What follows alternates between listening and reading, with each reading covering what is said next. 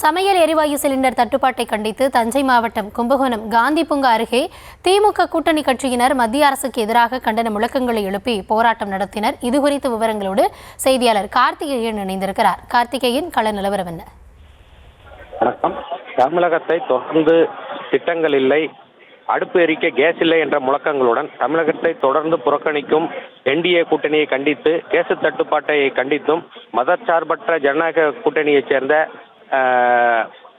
கட்சியினர் இன்று கும்பகோணம் காந்தி பூங்கா அருகே மாவட்ட செயலாளரும் கும்பகோணம் சட்டமன்ற உறுப்பினருமான அன்பழகன் தலைமையில் ஆர்ப்பாட்டத்தில் ஈடுபட்டனர். இந்த ஆர்ப்பாட்டத்தில் கலந்து கொண்ட உயர்கல்வித்துறை அமைச்சர் கோவி செழியன் கேஸ் சிலிண்டருக்கு மாலை அணிவித்து இறுதி அஞ்சலி செலுத்தினார். அதேபோன்று பெண்கள் எல்லாம் ஒப்பாரி வைத்தனர்.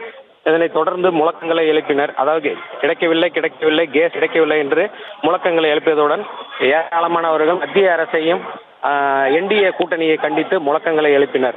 இந்த ஆர்ப்பாட்டத்தில் திமுக, காங்கிரஸ், கம்யூனிஸ்ட், விடுதலை சிறுத்தைகள், தேமுதிக, முஸ்லீம் லீக் உள்ளிட்ட திமுக கட்சியினர் நூற்றுக்கணக்கானோர் கலந்து கொண்டு மத்திய அரசை கண்டித்து முழக்கங்களை எழுப்பினர். விவரங்களுக்கு நன்றி கார்த்திகேயன்.